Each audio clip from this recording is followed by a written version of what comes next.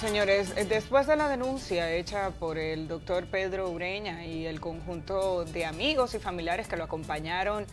durante un recorrido este fin de semana por la zona fronteriza, una denuncia de la que todos los medios nos hicimos eco desde el pasado lunes, donde indicaba que fueron prácticamente secuestrados por un conjunto de ciudadanos haitianos que en la carretera internacional impidieron su tránsito, les quitaron sus pertenencias y posteriormente los dejaron ir cuando se disfrazaron o se hicieron pasar por extranjeros y a raíz de ese argumento entonces los dejan salir y llevarse sus motores, llevarse sus carteras, llevarse sus pertenencias. Esto ha revelado lo que de alguna manera conocemos hace mucho tiempo,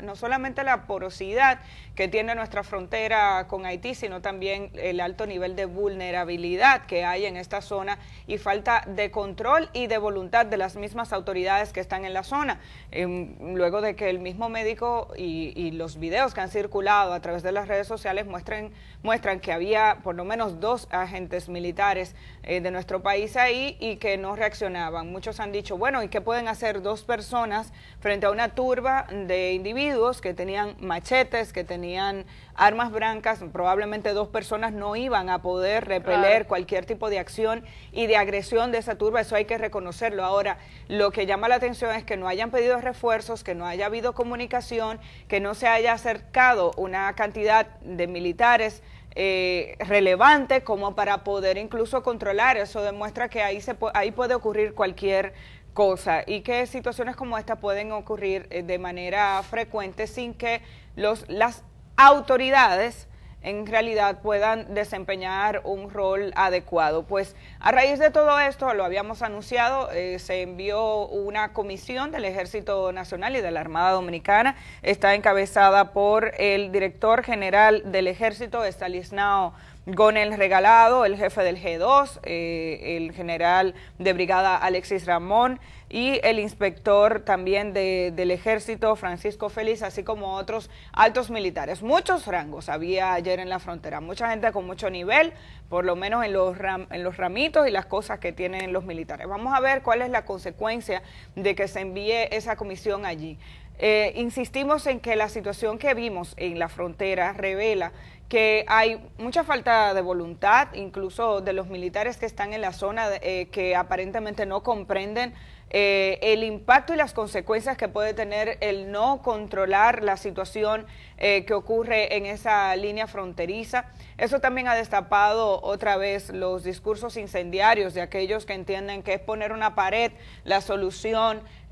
al control fronterizo en la República Dominicana. Otros países optan por otro tipo de frontera. Nosotros tenemos un intercambio permanente con Haití, donde tenemos que decir e insistir en que la mayoría de los haitianos no tienen el comportamiento que vimos ahí, ni la mayoría de los dominicanos tienen un comportamiento hostil hacia los haitianos. Aquí hay comunidades que conviven, que incluso tienen familias mixtas desde hace muchísimos años, y ese es un tema social y cultural que tenemos que tomar en cuenta. Eso no significa que no entendamos que hay que establecer controles. Hay países que en vez de una pared y un muro tienen fronteras un poco más flexibles, hay mallas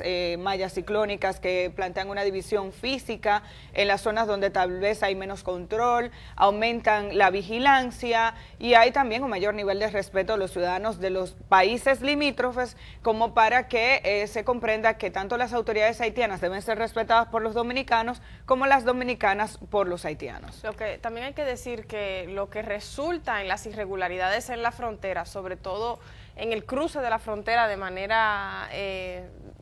no conforme con la ley, no se resuelve con un muro. No se resuelve con un muro porque cualquier muro va a tener una puerta y esa puerta va a estar custodiada por un militar. Y ese militar, si se vende o si no es efectivo o si no hace su trabajo, al final no hay muro que valga. Eso es lo primero. Y lo segundo, recordar que en su pasada rendición de cuentas, el presidente de la República decía que iban a poner en circulación unos drones para vigilar desde el aire la frontera. El problema está en que el problema principal de la frontera está aquí en el suelo. El problema principal de la frontera no se resuelve observándolo desde un dron. no se resuelve desde el aire, viéndolo desde el aire para evidenciar, sí, puede ayudar en términos de evidencia, en términos de diagnóstico, pero en términos de solución para los problemas que ya todos conocemos, incluyendo el propio gobierno y las autoridades, no se resuelve con drones. No ni 5, ni 10, ni 15, ni 14 drones. Se resuelve con suficiente seguridad fronteriza, se resuelve con luchar contra la corrupción militar en la frontera y con la voluntad real de los oficiales que se encuentran en el terreno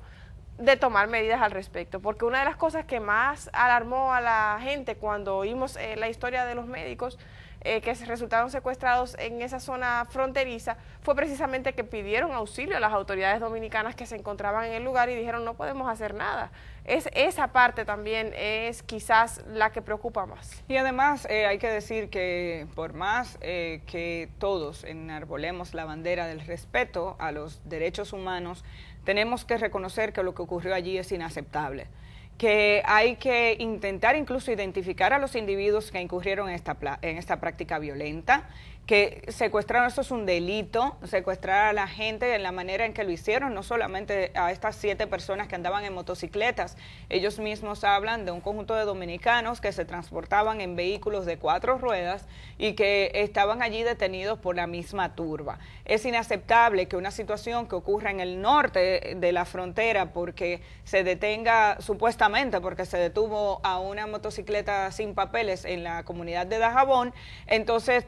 tenga un impacto en la zona sur o en la zona céntrica de la frontera donde haya individuos que se sientan con el derecho de hacer lo que ocurrió. Eso es simplemente inaceptable, es inaceptable la actitud de ellos y es inaceptable que no exista un protocolo adecuado por parte de las autoridades dominicanas para poder repeler una acción como esa, que es el otro punto, que los médicos o médicos, amigos, etcétera, el conjunto de motociclistas llegaran al siguiente destacamento y le dijeran a la persona de puesto lo que había ocurrido y él dijera, lo dejaron ir, esto te demuestra que se ha normalizado una situación. Los mismos médicos denunciaban incluso el hecho de que tal vez personas con pocas pertenencias que viven en la frontera les pueden sustraer sus pocos recursos, o sea, una vaquita,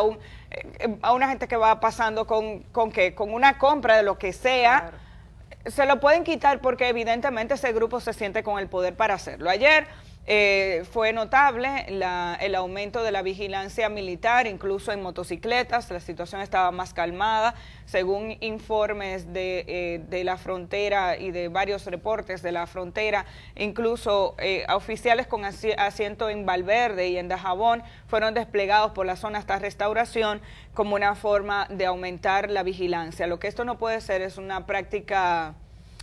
puntual por una situación específica que se dio este fin de semana y porque lo denunció un reconocidísimo médico de este país